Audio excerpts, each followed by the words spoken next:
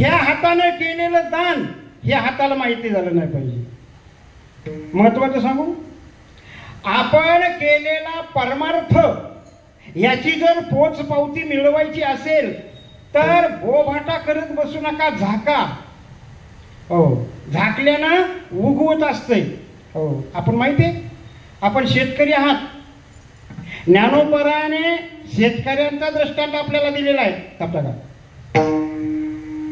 नाना कृषी वाळू आपुले, बघा ज्ञानोबरा काय म्हणतात, नाना कृषी वाळू आपुले पांघरवी जेवी पेरिले, पैसे झाकी निपजले दान पुण्य. शेतामध्ये बी आपण पेरतो, पेरल्याच्या नंतर झाकतो का उघडी ठेवतो? झाकतो, म्हणजे राशण्या मारतो.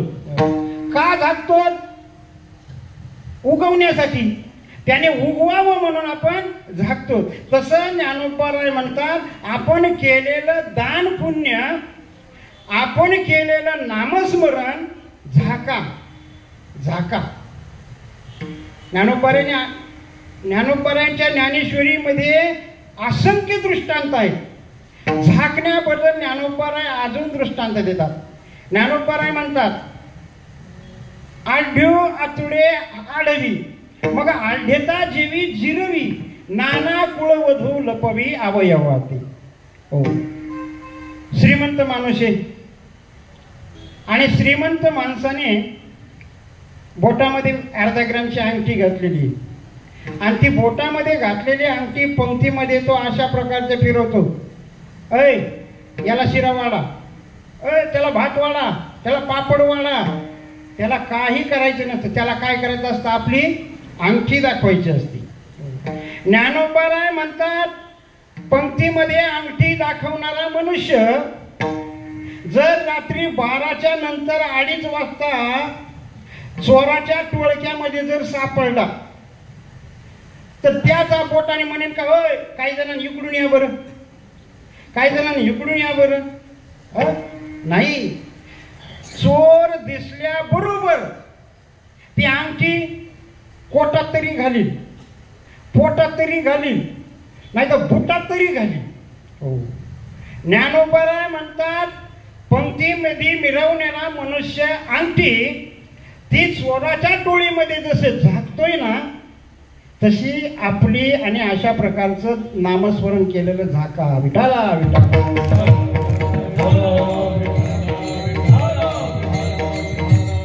पुन्हा ज्ञानोबराय म्हणतात, नाना कुळवधू लपवे अवयवाते. लग्न प्रसंगी नवरी जसे आपले अवयव नखशिखांत झाकते, नखशिखांत झाकते. का? आंतरपटा ते धरा. हो, नवरदेवाला आपलं चेहरा दिसू देऊ नये म्हणून. पूर्वी होत हे, आता नाही. आता जर सांगायची लाज वाटती माणसाला. मला तर एक जणांनी सांगितलं, महाराज आमच्या पोरानं जवळजवळ लग्न जमल्यापासून 1च महिना झाला तर 40,000 रुपयाचं बिल केलं म्हणे मोबाईलचं. म्हणजे फोनवर एवढे बोलतात. मी म्हणतो, फोनवर जर एवढे बोलले तर लग्न झाल्याच्या नंतर काय बोलतील? नवरी लग्न झाल्याच्या नंतर आपलं अवयव जशी नखशिखांत झाकते लग्न प्रसंगी, तसं ज्ञानोबराय म्हणतात, आपण केलेलं दान पुण्य झाका. विठाला.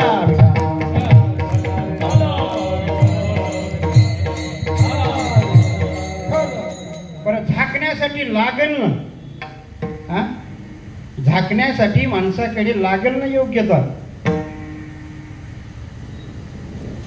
आम्ही आळंदीला होतो. आळंदीला मधुकरी मागून शिक्षण करावं लागतं आणि असं गॅस हे ते ठेवलं की मग शिक्षण होत नाही. मग दिवसा मधुकरी, रात्री कसं काहीच नसायचं म्हणून 1/2 किलो तांदूळ आणायचे आणि ते खिचडी करून खायचे. 4-5 जणांनी. किती पाव किलो तांदूळ. आता तुम्हीच विचार करा किती वाट्याला येतात तुमची. एकदा असंच पाव किलो तांदूळ आणले. आम्ही 4 जण होतो आणि गावाकडून पुन्हा 2 जण आले आम्हाला भेटायला. म्हटलं चला आता हेच खाऊ. खायला बसलो तेवढ्यात लाईट गेली. आणि लाईट गेल्याच्या नंतर आमच्यातलं एक जण म्हणायचा, तांदूळ निसले नाहीत का रे? तांदूळ निसले नाहीत का? खडेच लागायलेत. पण गावाकडून आलेलं म्हातारं काय म्हणायचं, अरे हा ना, कशाचे खडे लागायलेत रे? खडे बिडे काय नाही चांगले. मी माझ्या जवळची बॅटरी घेतली, त्याच्या तोंडावर दाबली तर त्याच्या तोंडामध्ये एकही दात नव्हता. अरे खडा लागण्यासाठी दात असावी लागतील. खडा लागण्यासाठी दात असावी लागतील. तशी योग्यता झाकण्यासाठी असावी लागेल ना. मग ज्ञानोबारायाकडे योग्यता नव्हती का?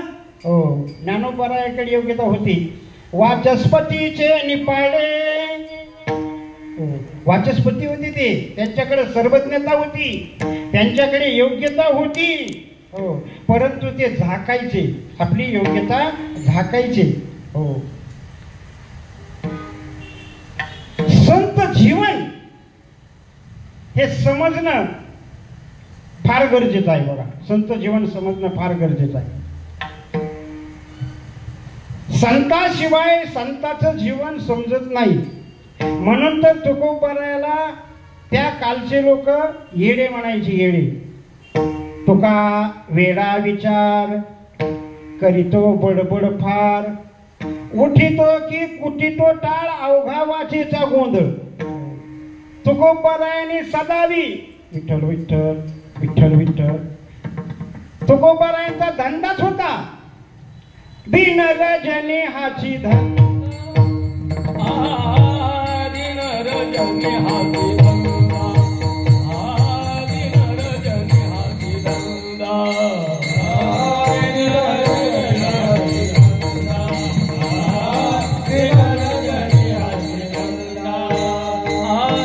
गोविंदाचे पवाडे, गोविंदाचे पवाडे.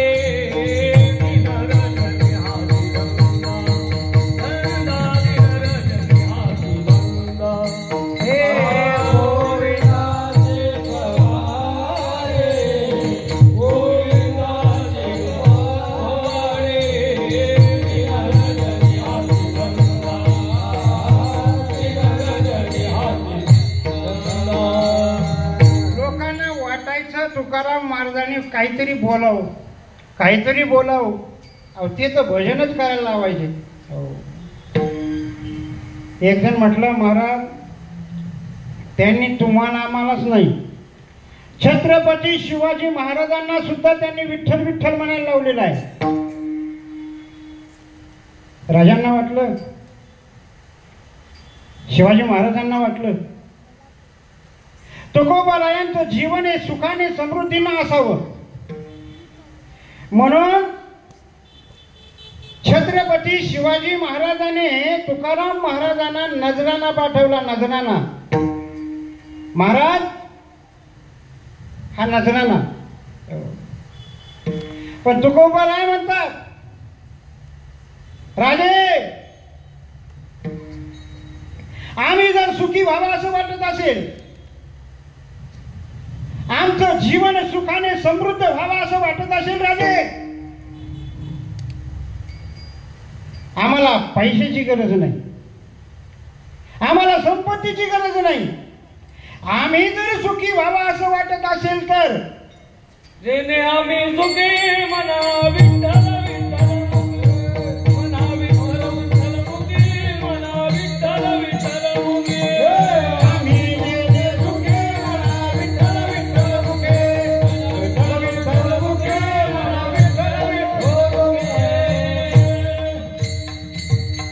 राजे, आम्ही जर सुखी व्हावं असं वाटत असेल, काय करा, विठ्ठल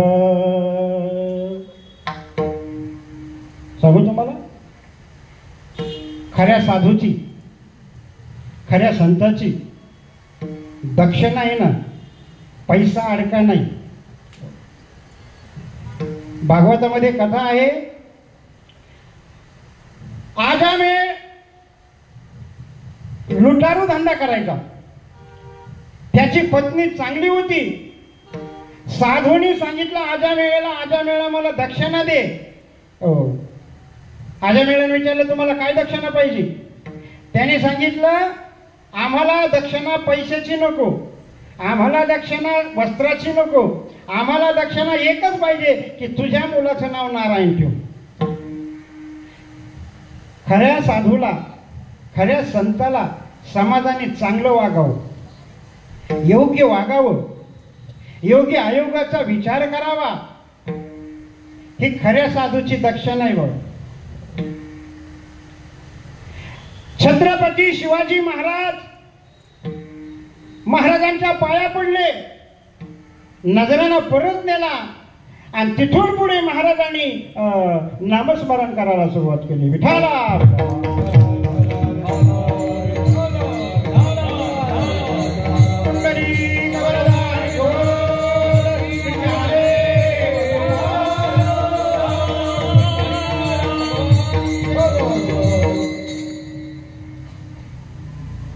महाराज संताचं जीवन सांगतात. लोकांना वाटतंय संत येडे आहेत, संत हे गरीब आहेत, संत हे दुःखी आहेत, दरिद्री आहेत. पण तुकोबाराय म्हणतात संत दुःखी नाहीत, संत दरिद्री नाहीत. मग संत कसे आहेत त्या अभंगाच्या पहिल्या चरणामध्ये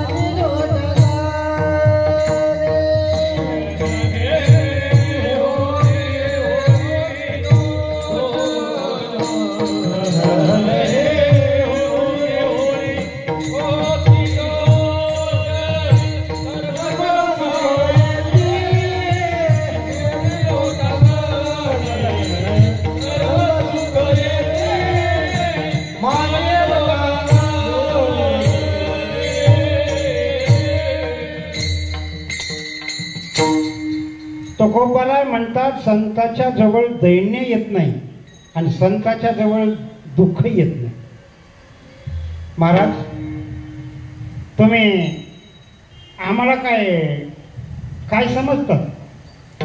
आम्ही कीर्तन ऐकतो, आम्ही प्रवचन ऐकतो. तुम्ही म्हणता संताच्या जवळ दैन्य येत नाही आणि संताच्या जवळ दुःख येत नाही. अहो महाराजाने त्यांची परिस्थिती त्यांच्या शब्दामध्ये सांगितलेली आहे ना. आम्ही सदैव सुडके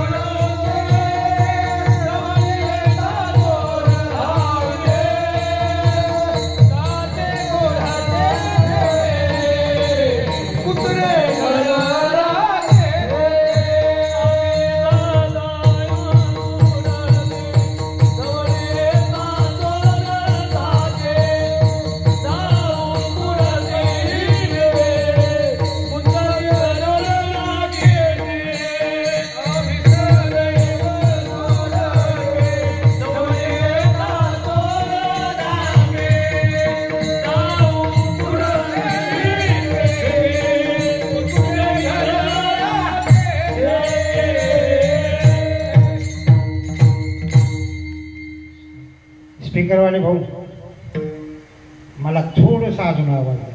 मला काही देऊ नका पण आवाज द्या. Hello hello. कारण तुम्हाला सांगतो, ऐका बोलू नका.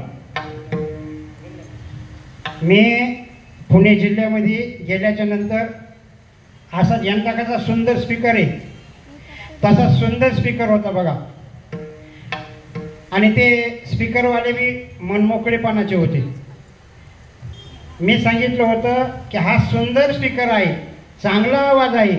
मी ज्यावेळेस वर्णन केलं होतं ना, तर त्यावेळेस अक्षरशः मला त्या स्पीकरवाल्यानं अर्ध्या तोळ्याची अंगठी दिली होती. तुम्ही मला थोडीशी लहान जरी दिली तरी चालेल, फक्त नका देऊ, पण मला आवाज कमी करू नका. मी एवढं ना पोट तिडकीनं सांगणार आहे तुम्हाला, फक्त आवाज कमी करू नका. विढाला विढाला. महाराज, अहो तुकोबारायने सांगितलंय, आम्ही सदैव सुडके जवळी येता चोर धाके. महाराज, तुकोबाराय त्यांची परिस्थिती त्यांच्या शब्दामध्ये सांगतात की आमचं घर कसं आहे, फाटकंय हो. आमच्या घरामध्ये चतुर्थीचा चंद्र जर पाहायचा ठरलं तर आम्हाला घराच्या बाहेर जावं लागत नाही. आमचं घरच असं फाटकं आहे की आम्हाला त्या घरातूनच चतुर्थीचा चंद्र दिसतोय. चुलीवर हारळी, केळीवर नारळी. महाराज, आमचं जर आम्ही भीक मागायला गेलोत ना, कुत्री घर राखती, कुत्री घर राखी ती. आणि तुम्ही म्हणतात की संताजवळ दैन्य येत नाही आणि संताजवळ दुःख येत नाही. हे कसं पडत हो? अजून सांगू तुम्हाला सज्जन हो, महाराजाच्या घरी पाहुणे आले. पाहुणे आपल्या घरी जर जावाई आला तर आपली तारांबळ उडते हो. नुसतं जावाई आपल्याला आला तर जगातल्या सर्व जावयाच्या बापाचा बाप भगवान परमात्मा महाराजांच्या घरी पाहुणा आलाय. पाहुणा, मग मला सांगा महाराजाची किती तारांबळ उडली असेल. हा, महाराजांकडे तर काहीच नाही हो. तुकोबाराय म्हणतात, पाहुणे घराशी पाहुणे घराशी पाहुणे घराशी पाहुणे घराशी पाहुणे घराशी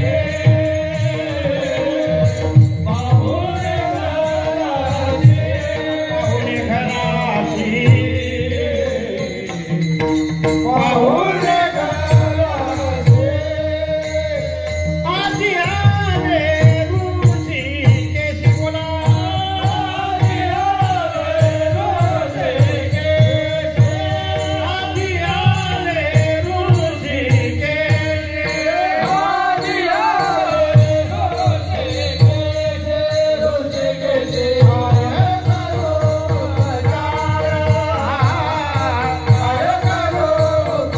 काय करो उपचार, काय करो उपचार, काय करो उपचार,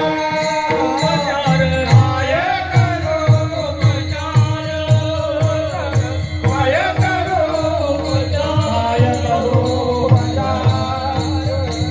काय करो उपचार. पाहुणे कोण आले?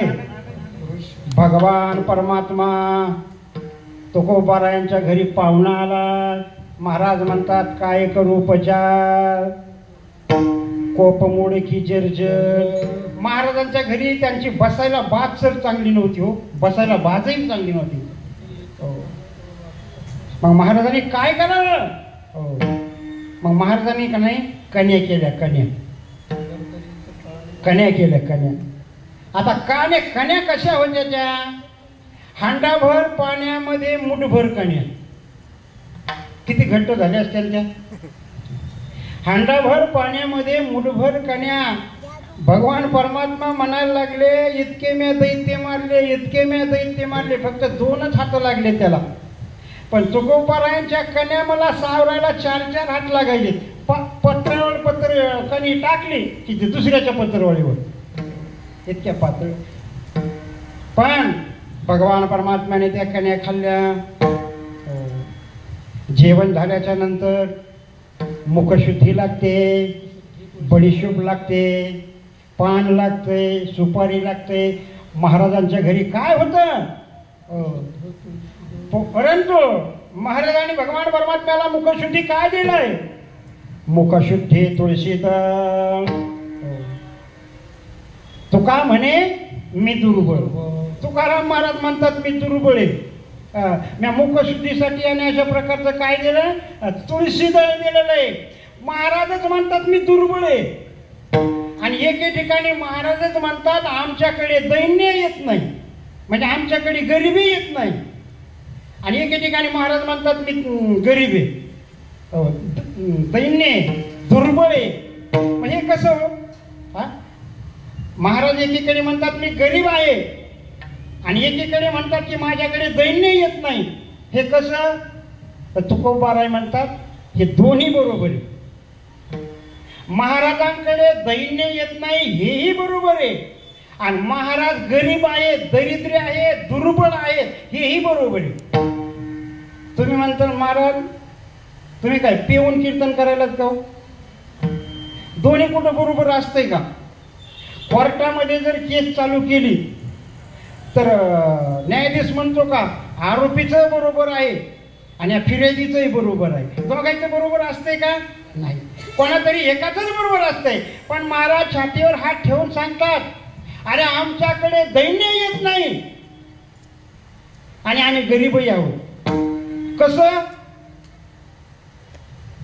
महाराज एक दृष्टांत देतात आणि मग दृष्टांत दिल्याच्या नंतर संत किती श्रीमंत आहेत, संत किती वैभववान आहेत, हो हे तुमच्या लक्षात येईल. भजन करा एकदा. विठाला विठाला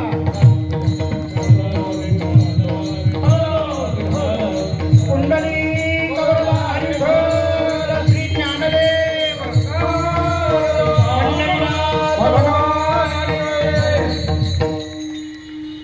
ऐका मंडळी, संत श्रीमंत बी आहेत आणि संत दुर्बळ बी आहेत. ऐका, नामदेवरायांच्या शेजारी एक बाई राहत होती. तिनं नामदेवरायांच्या पत्नीला विचारलं, काकू काय करतात तुमचे मालक? म्हणजे काही नाही, ते पांडुरंगाच्या देवळामध्ये जाऊन बसतात. ते तुमचे मालक आहेत का? म्हणे उठसूट पांडुरंगाच्या देवळात, उठसूट पांडुरंगाच्या देवळात. काय दिलं हो तुम्हाला पांडुरंगानं? लोकांचा असा गैरसमज आहे, परमार्थ करायला लागलो की लाखानं रुपये आपल्या घरामध्ये आली पाहिजे, हा लोकांचा गैरसमज आहे. म्हणून तर माणसं काही बोलतात, काही प्रश्न विचारतात कीर्तन करायला. मी साताऱ्याला कीर्तनाला गेलो होतो आणि तिथं एका आजीनं मला गेल्या गेल्या एक ग्लासभर दूध दिलं. म्हातारी प्रेमळ चांगली, पण बोलायला लय कडक. ती मागचा पुढचा विचारच करीत नव्हती, छिद्र कुठं पडेल हे विचारच करीत नव्हती. कीर्तन आल्यावर एक गिलास दूध दिलं आणि आळंदीला जाताना पुन्हा एक गिलास दूध दिलं. म्हणजे महाराज छान कीर्तन केलं. कुठं शिकवतात हे कीर्तन? म्हणलं आजी आळंदीला शिकवतात. म्हणजे महाराज माझा एक नातू आहे बघा, त्याला आळंदीला घेऊन जा ना, त्याला कीर्तन शिकवा ना. म्हणलं आजी काय करतो तुमचा नातू? म्हातारी म्हणे महाराज तुमच्यासारखाच बोंबलत फिरत होतो. म्हणजे आम्ही बोंबलत फिरत होतो. लोकांचा असा गैरसमज आहे की परमार्थाला लागल्याच्या नंतर पैसा येतोय, परमार्थाला लागल्याच्या नंतर धन येतंय, दौलत येते. पण नाही, ते ती बाई म्हणते नामदेवराय तुमचे पती आहेत, ते पांडुरंगाच्या देवळामध्ये जातात आणि पांडुरंगाची भक्ती करतात. काय दिलं पांडुरंगाने? माझे मालक बघा देवीचे शाक्त पुजारी आहेत, उपासना करतात देवीची, आणि देवीने त्यांना परीस दिलाय, परीस. आणि ह्या परिसात आम्ही सोनं करतो आणि आमचा उदरनिर्वाह भागवतो. नामदेवरायांची पत्नी परिसा भागवताच्या पत्नीला म्हणते, काकू मला थोडासा परीस देता का तो? मी बी काय करते, घरी जाते आणि त्याचं सोनं करते एखाद्या याला लावून, लोखंडाला. नाही होय नाही होय करतात. परिसा भागवताच्या पत्नीनं नामदेवरायांच्या पत्नीला परीस दिला. नामदेवरायांची एवढी गरिबी होती की नामदेवरायांच्या घरी परीस लावण्यासाठी लोखंड पण नव्हतं. इकडून तिकडून लोखंड लावलं, आणलं, सोनं तयार केलं, बाजारात गेली, मोडलं, स्वयंपाक केला. तुम्ही म्हणताल महाराज एवढं लवकर कसं काय केला? आपल्याला 11ला कीर्तन संपवायचं म्हणून लवकर लवकर केलं. भजे, कुरड्या, आजच्यासारखे गुलाबजाम, आजही आम्हाला गुलाबजाम खाऊ घातले बरं का. असा सगळा पदार्थ तयार केला. गावरान तूप, तेवढ्यात थाप मारली, चिपळ्याचा खणखणाट झाला, ताराचा झणकार झाला आणि नामदेवराय तिकडून भजन करीतच आले. रामकृष्ण हरी जय, रामकृष्ण हरी जय जय रामकृष्ण हरी हरी रामकृष्ण हरी जय जय रामकृष्ण जय रामकृष्ण हरी जय जय रामकृष्ण रामकृष्ण हरी जय जय रामकृष्ण बोला बोला बोला बोला हरी जय जय रामकृष्ण हरी रामकृष्ण हरी जय जय रामकृष्ण जय रामकृष्ण हरी जय जय रामकृष्ण रामकृष्ण हरी जय जय रामकृष्ण हरी रामकृष्ण हरी जय जय रामकृष्ण. नामदेवराय घरामध्ये आले आणि पत्नीला म्हणतात आज वेगळाच वाशी आलाय, गावरान तुपाचा वाशी आलाय, पुरणपोळ्याचा वाशी आलाय, कुरड्याचा वाशी आलाय, भज्याचा वाशी आलाय, काय वेळे? नामदेवरायांची पत्नी म्हणते टाळ आणि विना खाली ठेवा अगोदर आणि जेवायला बसा. नामदेवराय म्हणले नाही. पहा, जबाबदार व्यक्ती असेल, घरातील जबाबदार व्यक्ती असेल आणि काही घरामध्ये जर आघाटीत जर घडलंच, जबाबदार व्यक्ती अगोदर आणि अशा प्रकारचा मुळापर्यंत जात असते. घरामध्ये सुद्धा आपल्या मुलांना संस्कार जर लावायचे असतील ना, आई वडिलांची जबाबदारी. माणसं म्हणतात पोरं बिघडलेत, पोरं बिघडलेत. पोरं नाही बिघडलेत, हे आई वडील बिघडलेत. अरे तुम्ही जर चांगले वागताल तर तुमचे मुलं चांगले वागतील. एक जण म्हटला, महाराज माझा मुलगा दारूच पित नव्हता हो. म्हणलं केव्हापासून प्यायला लागला? म्हणे मी दुकानातून पिऊन बाहेर निघालो, तो आतमध्ये घुसला. आणि तुम्ही जबाबदारी पाळा ना काहीतरी. नामदेवराय म्हणतात नाही, सांग आणलोच कुठून? आणि मग नामदेवरायच्या पत्नीनं खरं सांगितलं. म्हणजे परिसा भागवताच्या पत्नीकडून परीस आणलाय आणि परीस आणल्याच्या नंतर मी त्याचं सोनं केलेलं आहे आणि सोनं करून मी बाजारात मोडलेलं आहे आणि हा स्वयंपाक तयार केला. नामदेवराय म्हणले कुठे परीस? नामदेवरायांच्या पत्नीने नामदेवरायांच्या हातामध्ये परीस दिला. नामदेवरायाने तो परीस घेतला आणि पळत पळत पळत गेले चंद्रभागेमध्ये फेकून दिला. नामदेवरायाला खात्री आहे की माझी चंद्रभागा माता परीस पोटामध्ये ठेवणार आहे. नामदेवराय घरी आले, केलेला स्वयंपाक घेतला, घाटावरती गेले आणि आंधळ्या पांगळ्याला खाऊ घातला आणि आपला बेसन भाकरीचा स्वयंपाक तयार करायला लावला आणि मग नामदेवरायची. सज्जन, इथपर्यंत ठीक. पण परिसा भागवताची पत्नी परिसा भागवत नामदेवरायला भांडायला आले, नामदेवरायांच्या पत्नीला भांडायला आलेले आहेत. आमचा परीस दाखवा, आमचा परीस द्या. आणि मग परीस द्या भांडणं लागलं. मग काय गावकरी मंडळी नुसती भांडणं ऐकायलाच असती. भांडणं लागले. नामदेवराय म्हटले शांत बसा, तुमचा परीस पाहिजे ना, चला माझ्याबरोबर. नामदेवराय पुढे, गावकरी मागे. नामदेवरायाला विश्वास होता, नामदेवरायाला शाश्वती होती की चंद्रभागा मातेनं मी फेकलेला परीस आपल्या पोटामध्ये साठवलेला आहे. नामदेवरायाने चंद्रभागेमध्ये बुडी घेतली. वंजणीमध्ये सगळे परीसच.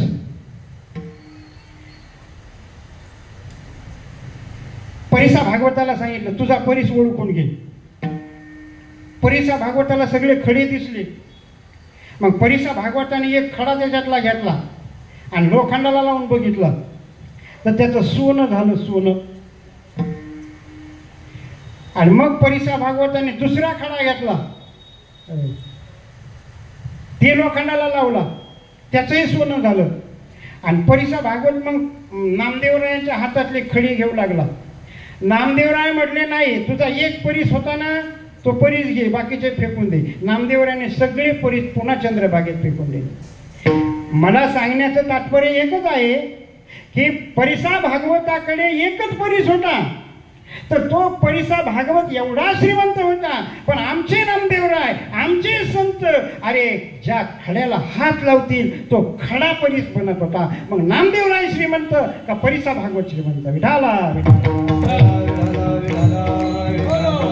परंतु अशी असलेली श्रीमंती सुद्धा, तुकोबाराय किती श्रीमंत होते.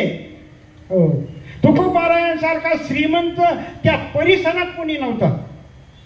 परंतु ही संपत्ती, ही धन, हे दौलत, हे परमार्थाला अनर्थकारक आहे म्हणून संतांनी तिचा त्याग केलेला आहे. म्हणून तर आमचे संत म्हणतात, आमचे तुकोबाराय म्हणतात, आमच्याजवळ दैन्य येत नाही आणि आमच्याजवळ दुःखही येत नाही. विठाला विठाला.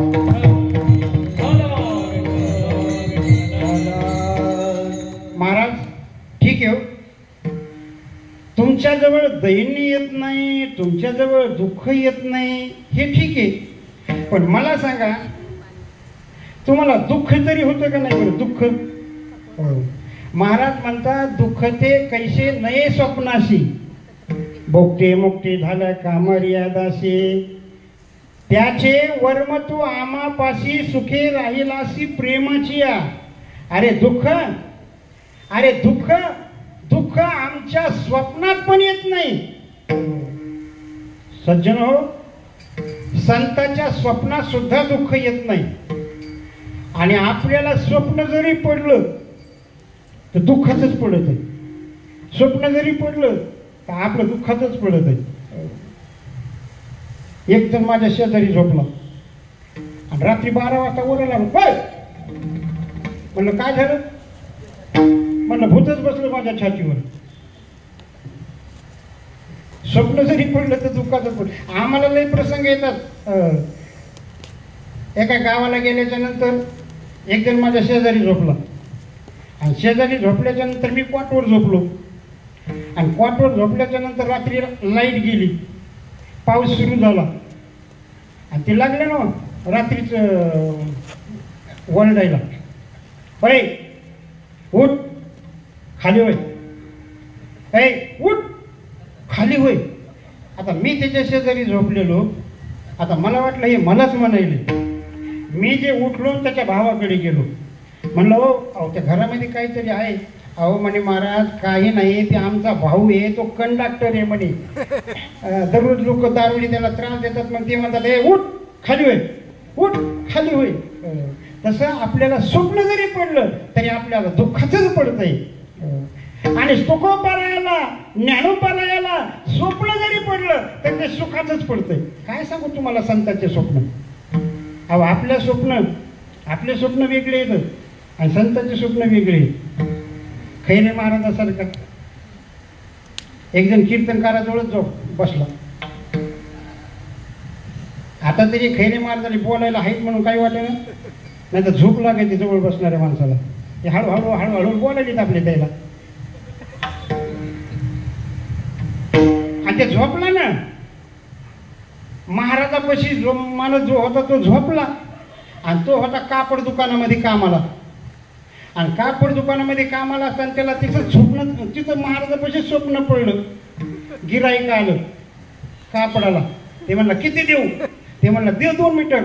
कापता कापता त्याने महाराजाचं धोतरच धरलं. महाराज म्हणतात अरे काय काय? नाही नाही म्हणे, भाव ठरलाय म्हणे. अरे हे कीर्तन आहे. सज्जन, स्वप्न जरी पडलं तर आपल्याला दुःखाचं पडतंय, पण ज्ञानोबाराय तुकोबारायला स्वप्न जरी पडलं, काय पडलं तुकोबारायला?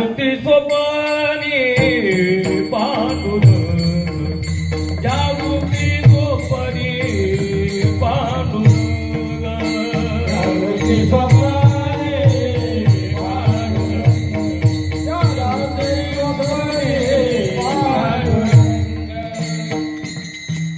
संताच्या स्वप्नामध्ये जागृतीमध्ये पांडुरंग आहे.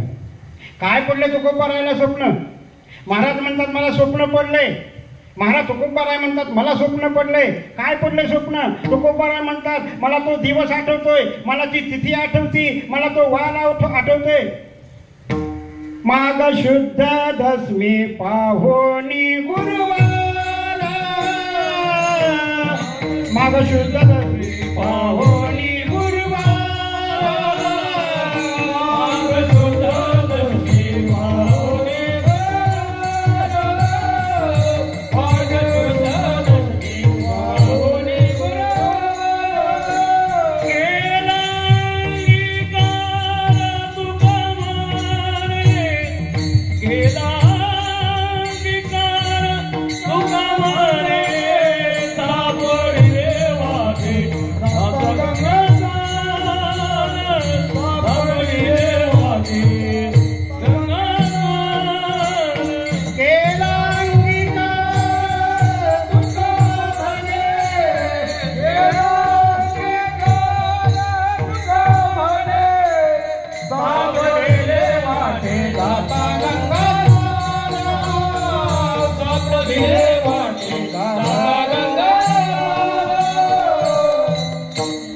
महाराज म्हणतात मला स्वप्न पडलंय.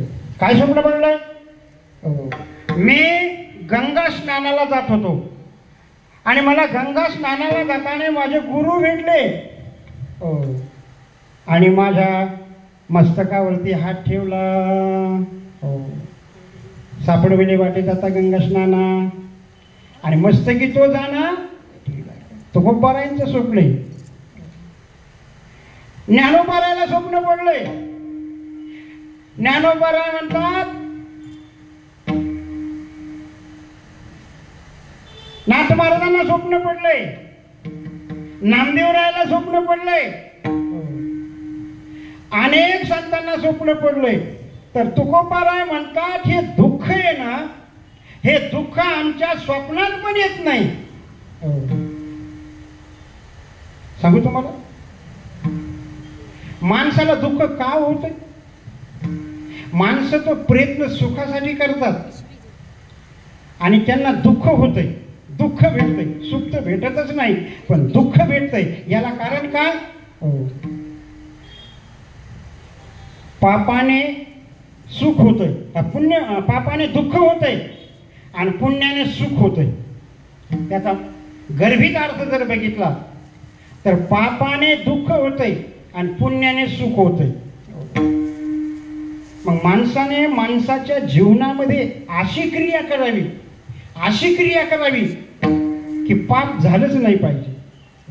आणि पाप जर नाही झालं तर दुःख होण्याचा प्रश्नच येत नाही. सज्जनो, माणसाचं जर कर्म चांगलं असेल ना, कर्म, माणसं म्हणतात मला देवाने दुःख दिलंय, पण देव कोणाला दुःखही देत नाही, देव कोणाला सुखही देत नाही. आपलं कर्मच आपल्याला दुःख देतंय, आपलं कर्मच आपल्याला सुख देतंय. म्हणून पाप होण्याला जे कारण दोष आहेत, पाप होण्याला कारण जे दोष आहेत ना, तर महाराज म्हणतात त्या दोषाची आम्ही होळी केली. बहन हे होळी होती दोषा, बहन हे होळी होती दोषा, होळी होती दोषा, दान हे होळी होती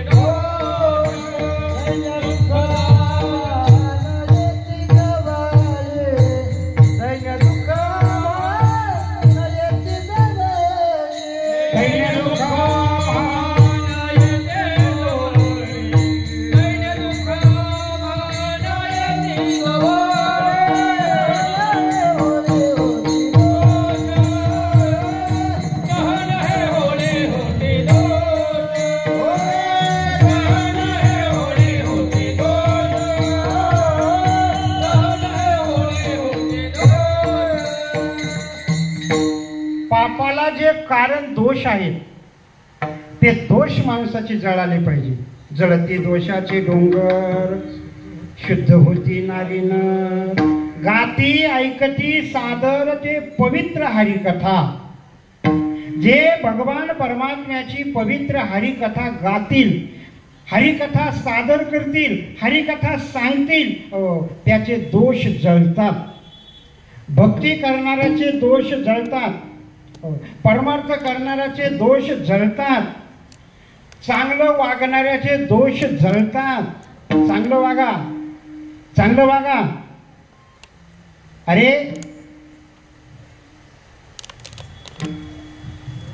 मी कळवळून सांगतोय, वाचेनं तर कोणाला दुखूच नका, पण मनाने सुद्धा कोणाला दुखवू नका. आणि जर तुम्ही वाचेनं आणि परमार्थ, परमार्थ या शब्दाचा अर्थ तरी काय आहे हो?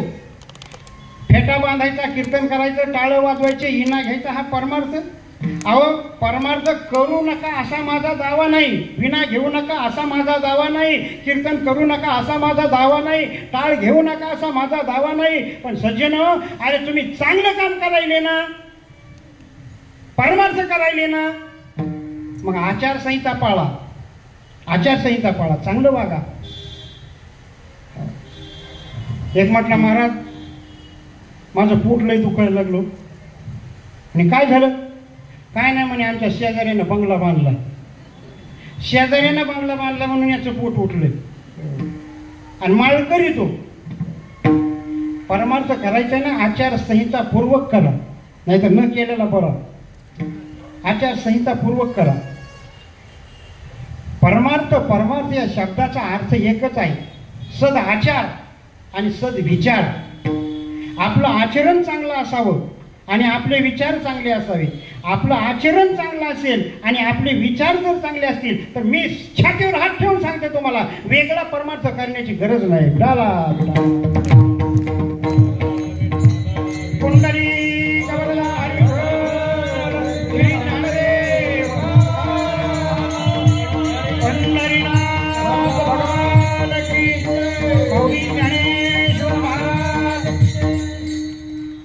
मी सांगितलंय, मी कोणाची स्तुती करणार नाही, पण आज ह्या कोण गावची माणसं माझा जीव का प्राण आहेत. परशुराम दादा माझ्या बरोबर आळंदीला होते आणि एका वारकऱ्याची पिशवी चोरीला गेली होती. त्याला जायला पैसे नव्हते, पण परशुराम दादांनी त्यांच्या जवळचे त्याला पैसे दिले. का? मनामध्ये कळवळ आहे. मी सांगितलं, मी स्तुती करणार नाही, पण वस्तुस्थिती सांगितल्याशिवाय राहणार नाही. विठाला विठाला. परमार्थ कमी करा, कीर्तन कमी ऐका, पण चांगलं जास्त वागा. म्हणून नामसंकीर्तन करणार, गाईचं शेण, म्हशीचं शेण जमिनीवर जर पडलं ना, ते माती घेऊनच उठत आहे.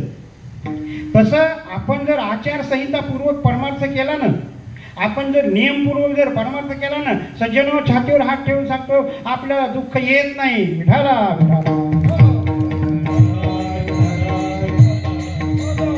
कुंडली कबलदा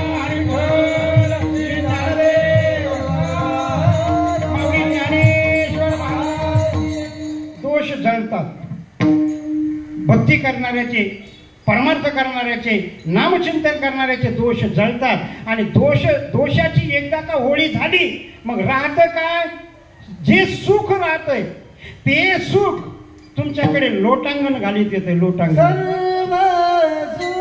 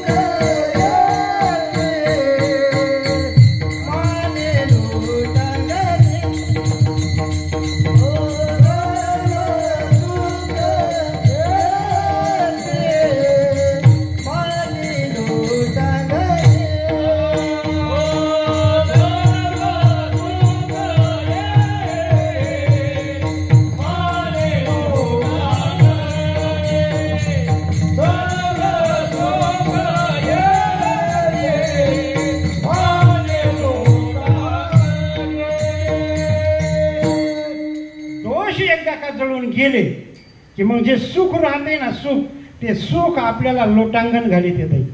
सर्व सुखे येते माने लोटांगणी. पण महाराज म्हणतात आम्हाला ते परमोच्च सुख प्राप्त झाल्याच्या नंतर आम्ही त्याच्याकडे पाहत सुद्धा नाही, त्या सुखाकडे आम्ही पाहत सुद्धा नाहीत. मग महाराज तुम्ही जर त्या सुखाकडे पाहत नाहीत तर तुम्हाला काय आवडते?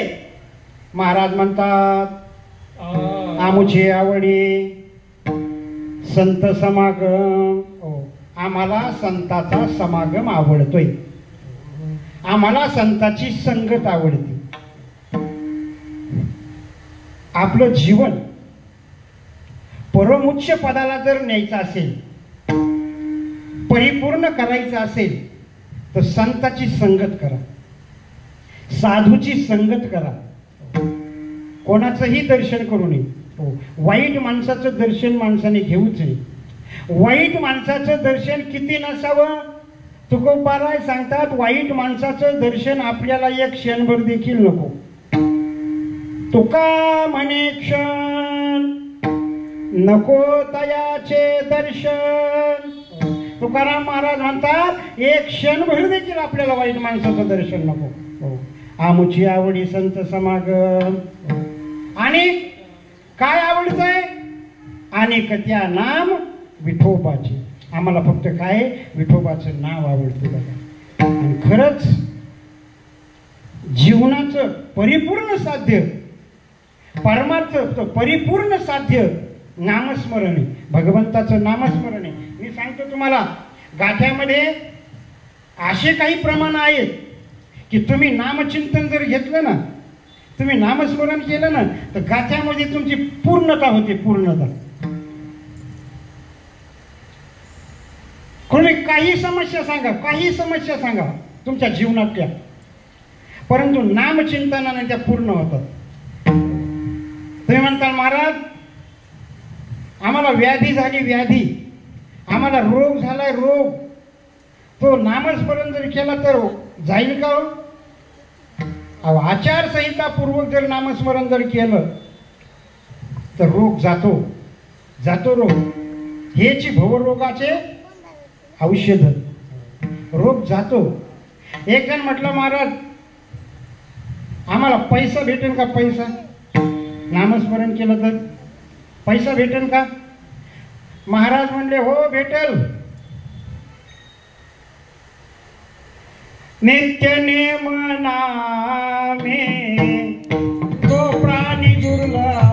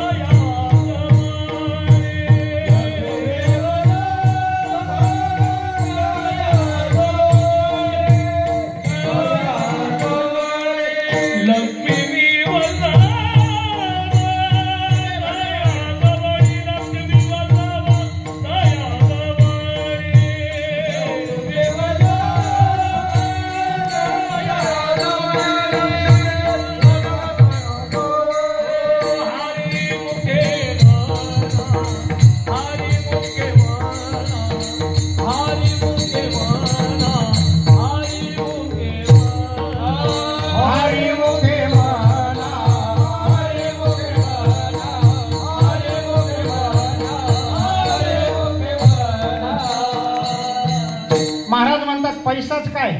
अहो तुम्ही जर नित्य नेमाने जर नामस्मरण केलं, आचारसंहिता पूर्वक जर नामस्मरण केलं तर ज्ञानोबाराय म्हणतात अरे पैसाच काय, लक्ष्मीच काय, लक्ष्मीचा नवरा तुमच्या घरी येईल. लक्ष्मी वल्लभ होता याजवळ ये. लक्ष्मीचा नवरा म्हणजे वल्लभ भगवान परमात्मा. तुम्ही जर नामचिंतन केलं तर न लगती सायास जावे वनांतरा सुखे येतो नाम संकीर्तन साधन पै सोपे जडतील पापे. तुम्ही नामस्मरण केल्याच्या नंतर लक्ष्मीच नाही, लक्ष्मीचा नवरा तुमच्या घरी येईल आणि नवरा आल्याच्या नंतर बाई आपोआप येत असते, आहे का नाही.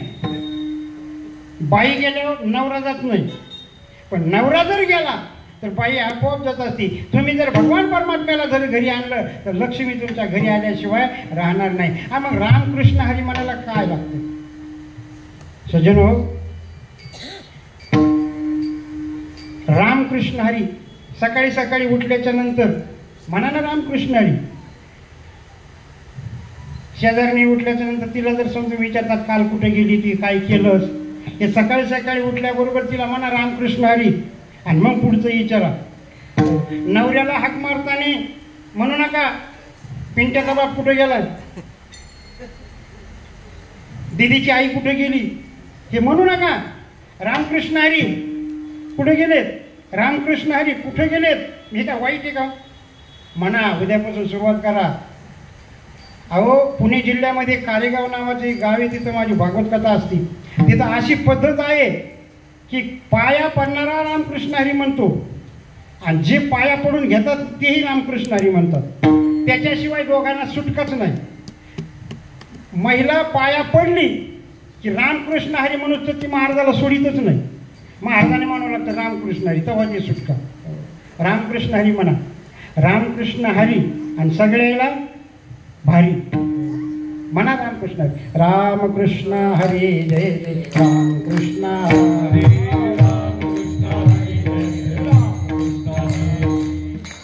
तुम्ही म्हणता महाराजाकडे उद्या बघतेच लयच राबू राबू घ्यायला म्हणे आम्हाला, लयच राबू राबू. तुम्हाला माहिती आहे कीर्तन लवकर सोडलं तरी लोक म्हणतात याला काही येत नाही, आणि उशिरा सोडलं तरी म्हणतात याला लयच कुगुळ लावलं. अहो मी आमच्या गावाकडे कीर्तन करीत होतो. थोडंसं 10 मिनिटं कीर्तन लांबलं आणि स्वयंपाक चालला होता. एक जणानं जळतं लाकूडच घेतलं, ते स्वयंपाकाचं जळतं लाकूडच घेतलं, ती फिरायला लागला असा गोल. मी म्हणलं मला काय पाहिजे तुम्हाला, ते म्हणलं नाही तुम्हाला कोण आणलं इथं त्याला त्याच्याकडे बघतो म्हणजे. मी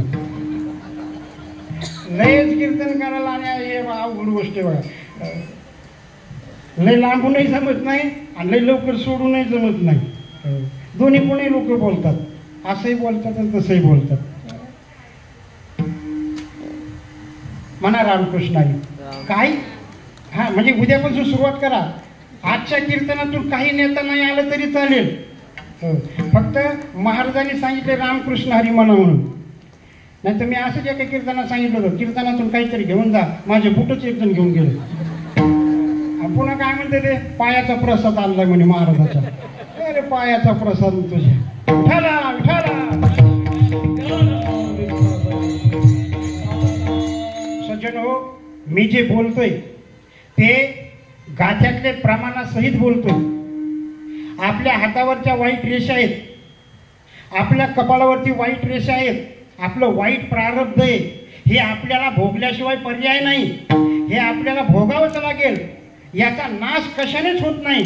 फक्त याचा नाश कशाने होत असेल, फक्त नामचिंतनाने होतो. आपलं प्रारब्ध वाईट जर असेल ना, त्याचा वाईट भोग आपल्याला मिळू नये असं वाटत असेल ना, याचा नाश फक्त फक्त आणि नामचिंतनाने होतो. मी माझ्या पद्धतीचं काही सांगत नाही, नाथ मला सांगतात. वा वा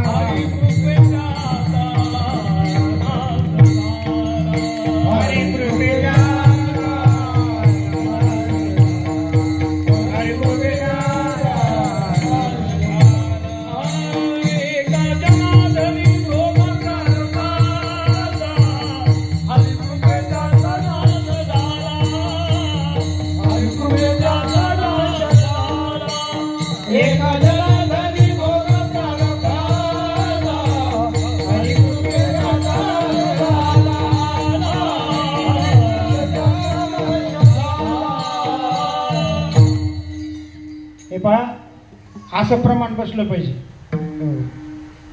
जसं आऊत हाणताना दांडी हलती ना, दांडी हलती ना, मग ती दांडी हलू नये. आता इकडे तुम्ही वखर हाणतात का नाही, आऊत हाणतात का नाही काय माहिती, पण आऊताची दांडी हलू नये म्हणून त्याच्यामध्ये पाचर बसतात, पाचर. तसं प्रमाण आहे ना, त्या पाचरीसारखं बसलं पाहिजे असं प्रमाण. आम्ही गेल्याच्या नंतर तुम्ही चांगले माणसं या ठिकाणी आणली बरं का, चांगले माणसं जोपासले. नाहीतर काय अशा ह्या साथीपेक्षा आम्हाला जुलाबाची साथ बरी वाटते, जुलाब लागलेली बरी वाटते ह्या साथीपेक्षा. आता काय सांगावं, सरळ सरळ प्रमाणे नो सत्वर उच्चार प्रल्हादी बिंबला आणि उद्धवाला आदला. त्या टाळकऱ्यानं काय म्हणावं माहिती का, सत्वर उच्चार प्रल्हाद बोंबलला आणि उद्धव कोंबला बिळा माझी. म्हणलं बिळामध्ये कोंब नाही तर कुठेही कोंब नाही, फक्त 15 मिनिटं राहिले दादा. विठाला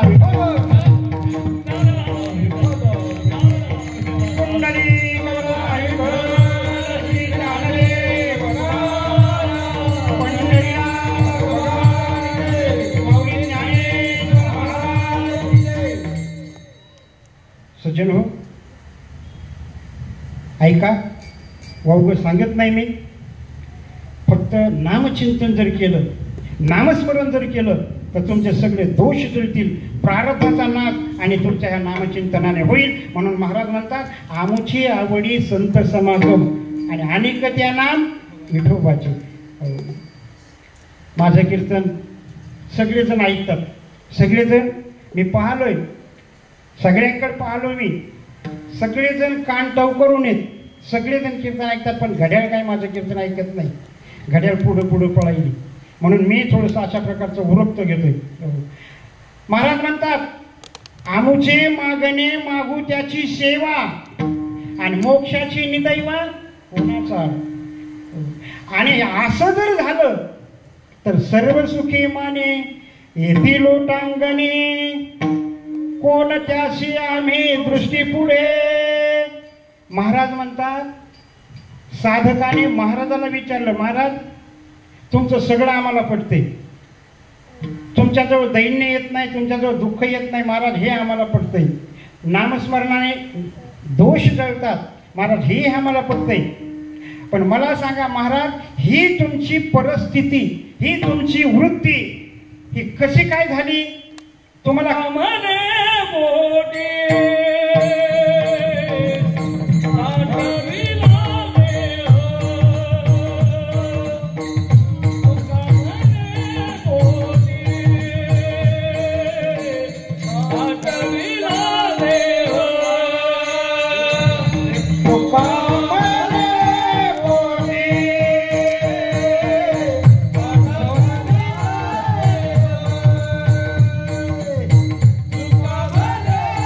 Oh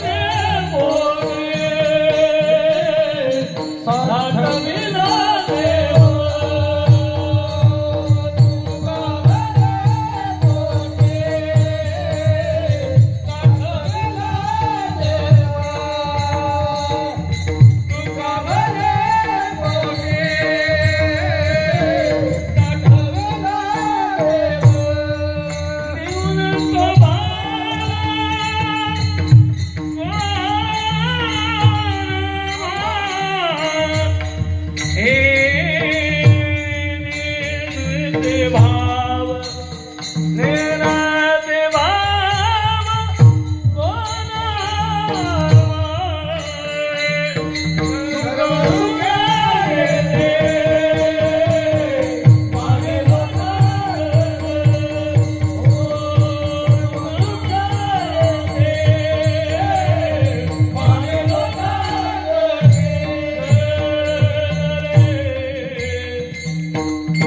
वर हात करा सगळेजण. हा वा वा राहू द्या असेच काकड्यापर्यंत. रोपार कुमार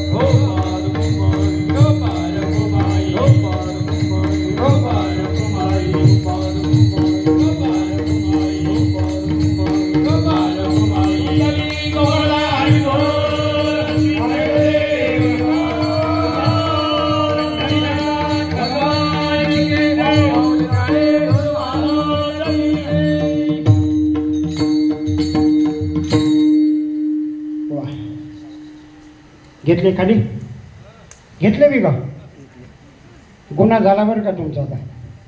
आता गुन्ह्याला शिक्षा एकच आहे. गुन्ह्याला एकच शिक्षा आहे. पुन्हा एकदा वर हात घ्यायचे आणि मी खाली घ्या म्हणून तर कोणी खाली घ्यायचे नाही. आता शिक्षा करा वर हात सगळे. वा केले का विरोबार कुमार. मी खाली घ्या म्हणून तर खाली घ्यायचे नाही.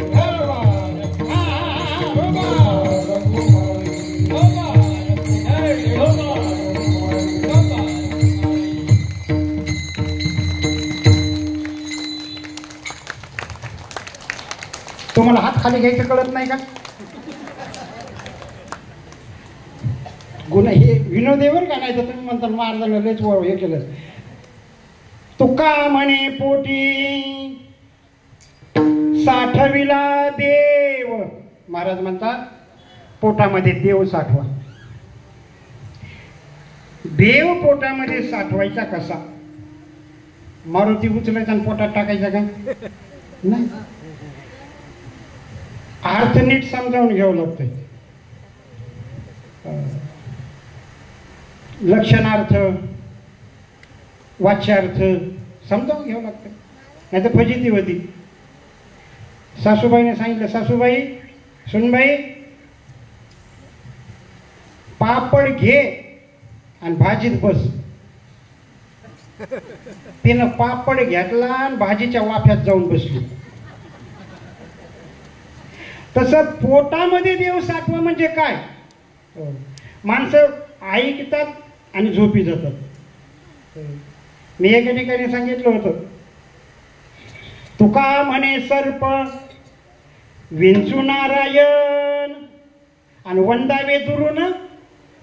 अहो तो मनुष्य तुका म्हणे विंचू सर्प नारायण एवढंच ऐकलं आणि झोपी गेला.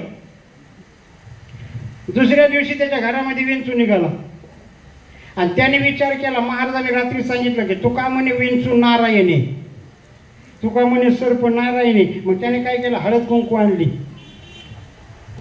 आणि कुंकाचं बोट घेतलं आणि त्याच्या नांगीवर लावलं. आता त्याचा स्वभाव काय आहे, दणका देणे. ते म्हटलं त्या महाराजाकडे बघतोच म्हणे मी. रात्री महाराजांनी सांगितलं तू नारायणी म्हणले आणि नारायण कुठं असा दणका देत असतो का. अरे मी म्हणलं महाराजाचा दोष नाही, तुझ्या ऐकण्याचा दोष आहे. महाराजांनी सांगितलं सर्प विंचू नारायणे, पण पुढचं ऐकलं का, वंदावे दुरुनी शिवू नये. दुरून त्याला नमस्कार करायचा, शिवायचं नाही. तसं पोटामध्ये देव साठवायचा म्हणजे काय करायचं, देव कोणी साठवलाय पोटामध्ये.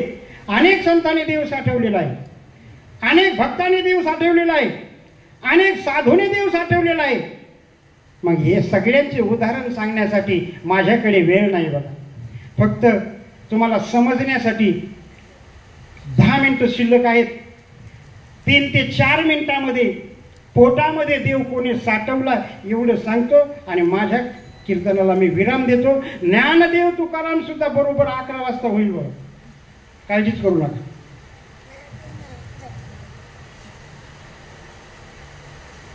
विठाला विठाला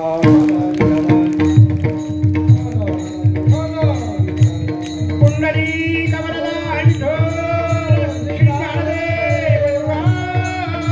पंढरीनाथ भगवान की जय. आज ज्यांचा जन्म झालाय आणि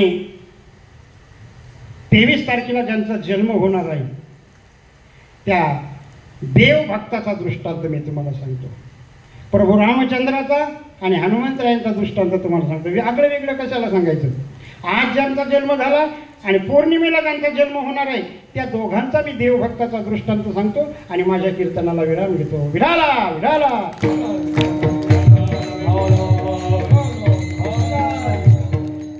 ऐका, राम रावणाचं युद्ध संपलं. राम रावणाचं युद्ध संपलं. वानर सेनेनं मोठं सहकार्य प्रभूला केलेलं आहे आणि मग या कार्यामध्ये ज्यांनी ज्यांनी सहकार्य केलेलं आहे, आता आपण सप्ताह झाल्याच्या नंतर काल्याच्या दिवशी नाही का, ज्यांनी ज्यांनी सहकार्य केलेलं आहे त्यांचं स्वागत करतो आणि यथायोग्य त्यांना श्रीफळ देतो. तसं राम रावणाच्या युद्धामध्ये ज्यांनी ज्यांनी सहकार्य केलेलं आहे त्यांना बक्षीस समारंभ देण्यासाठी रामप्रभूंनी आपल्या दरबारामध्ये निरोप समारंभ, बक्षीस समारंभ भरवला. आणि मग प्रभू ज्याने ज्यानं काय काय केलेलं आहे त्याला त्याला बक्षीस द्यायचे.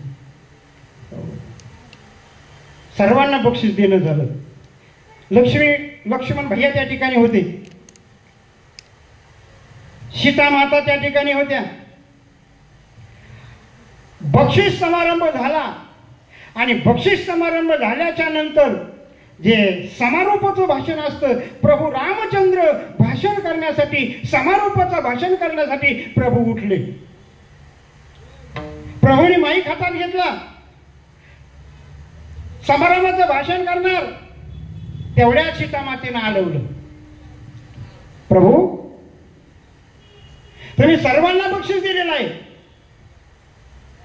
सर्वांचा सत्कार केलेला आहे प्रभू, परंतु ज्याने आठापासून ते इथेपर्यंत ज्याने काम केलेलं आहे, सुरुवातीपासून तर शेवटपर्यंत ज्याने काम केलेलं आहे, प्रचारापासून विजयापर्यंत ज्याने काम केलेलं आहे त्याला तुम्ही मागच ठेवलं. प्रभू काय चुकलं सीते? प्रभू तुम्ही सर्वांना बक्षीस दिलंय, पण प्रभू ज्यांनी मोलाचं काम केलंय त्या हनुमंतरायाला तुम्ही काहीच दिलं नाही हो. त्या हनुमंतरायाला तुम्ही काहीच दिलं नाही. प्रभू म्हणतात, सीते अगं मी काय वेडा आहे का? मला कळत नाही का? मग का नाही दिलं तुम्ही? सीते अगं त्या हनुमंतराला देण्यासाठी माझ्याकडे काहीच नाही. माझ्याकडे हनुमंतराला देण्यासाठी काहीच नाही. आणि मग सीतेने आपल्या गळ्यातला नवरत्नाचा हार काढला. प्रभू तुमच्याकडे नाही ना, मग मी माझ्या हनुमंतराला माझ्या गळ्यातला नवरत्नाचा हार देते. आणि सीतामातेने हार काढला आणि हनुमंतरायाकडे फेकला. हनुमंतरायाने तो हार उचलला, झाडावर गेले आणि झाडावर गेल्याच्या नंतर तो रत्नाचा हार, ते मणी फोडायचे, त्याच्यातला मणी फोडायचे, असं फोडायचे आणि टाकून द्यायचे. आता ते माकडच मणी घ्यायचा, दाताने फोडायचा आणि टाकून द्यायचा. मातेला राग आला. हनुमंता अरे प्रभूने तुला बक्षीस दिले नाही म्हणून मी माझ्या गळ्यातला नवरत्नातला हार तुला दिलेला आहे आणि तू फोडून फेकतोस. हनुमंतरा वरूनच म्हणले, माते मला फक्त एक रत्न माहिती, राम रत्न मला माहिती, मी दुसऱ्या रत्नाला मोजीत नाही. का? अरे ह्या मण्यामध्ये जर रामच नसेल, ह्या नवरत्नाच्या मण्यामध्ये जर रामच नसेल तर मला ह्या काय करायचंय, म्हणून मी हे मणी टाकून देते. सीतामातेला राग आला आणि रागाच्या भरामध्ये हनुमंतराला म्हणतात, हनुमंता अरे तू मण्यामध्ये राम नाही म्हणतोस, मग मला सांग तुझ्यात तरी राम आहे का? हनुमंतराय खाली उतरले, आपली छाती फाडली आणि छातीमध्ये राम लक्ष्मण सीता सहित दाखवलेलं आहे. आणि म्हणून तुकोबाराय म्हणतात, हनुमंतरायासारखं पोटामध्ये देवाला साठवा. आणि पोटामध्ये जर देवाला साठवलंच तर तुमच्याकडे दैन्य येणार नाही, तुमच्याकडे दुःख येणार नाही, तुमच्याकडे जे पाप होतात, जे दुःख होते ते दोष सुद्धा तुमच्याकडे राहणार नाहीत. म्हणून ज्ञानोबाराय म्हणतात, तुकोबाराय म्हणतात, तुका म्हणे पोटी साठविला देव आणि न्यून तो हा भाव कोणामा ज्ञानेश्वर.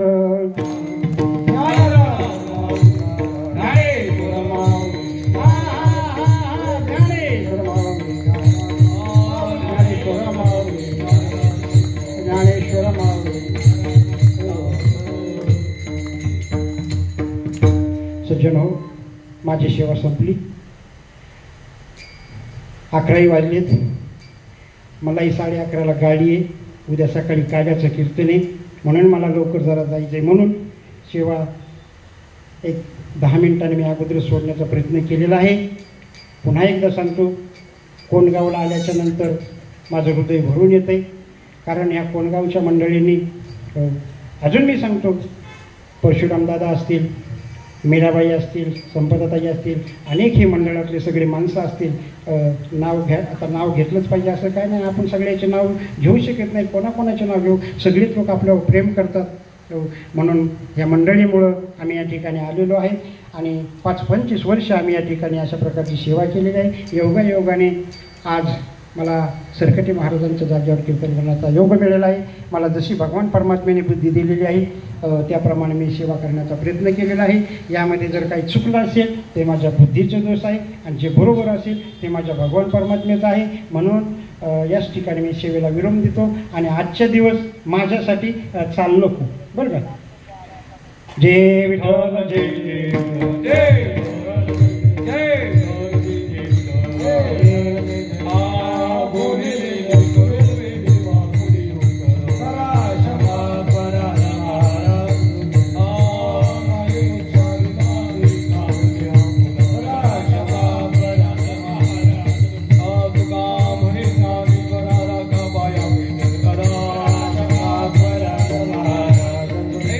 ज्ञानदेव महाराज